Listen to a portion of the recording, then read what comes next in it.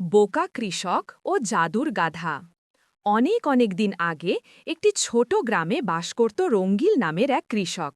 সবাই তাকে ডাকত বোকা কৃষক বলে, কারণ রঙ্গিল কখনো কাজ ঠিকমতো করতে পারত না, আবার মাঝে মাঝে এমন সব হাস্যকর কাণ্ড করত যে পুরো গ্রাম হেসে কুটি কুটি হতো। রঙ্গিলের ছিল এক ভীষণ প্রিয় গাধা, নাম ছিল টিকো। সারা দিন সে গাধাটিকে নিয়ে মাঠে ঘুরে বেড়াত। কিন্তু গাধাটা সাধারণ ছিল না। রাতে চাঁদের আলো পড়লে টিকো তার মুখ খুলে এমন কিছু করত যা কাউকে বলা যায় না। সে মুখ থেকে সোনার মুদ্রা ঝরাত। সর্পা সারপ্রাইজ! প্রথমে রঙ্গিল নিজেও বিশ্বাস করতে পারেনি। এক রাতে গাধা যখন হঠাৎ হি হি শব্দ করে মুখ খুলল, তখন মাটিতে টুংটাং শব্দে পড়তে লাগল ঝকঝকে সোনার মুদ্রা। রঙ্গিল খুশিতে নাচতে লাগল। আরে, আমি তো ধনী হয়ে গেলাম, এখন আমাকে আর চাষাবাদ করতে হবে না। কিন্তু সমস্যা হলো, রঙ্গিল এতটাই বোকা ছিল যে গোপন কথা রাখতে জানত না। সে গ্রামে সবাইকে গিয়ে বলে দিল, আমার টিকো গাধা জাদু জানে, সে মুখ দিয়ে সোনা ফেলে।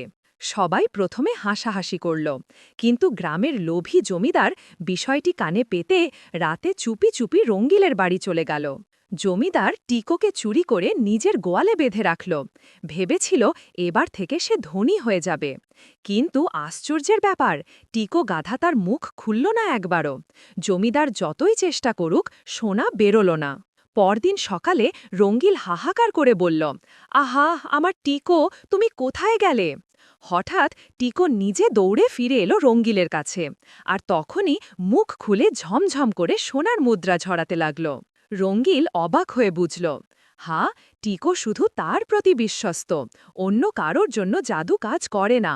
জমিদার এ দেখে রাগে ফুঁসতে লাগল, কিন্তু গ্রামের মানুষ হেসে বলল, যতই বোকা হোক, রঙ্গিল অন্তত তার গাধার প্রতি সত্যিকারের ভালোবাসা দেখিয়েছে, তাই গাধাও তার প্রতি বিশ্বস্ত।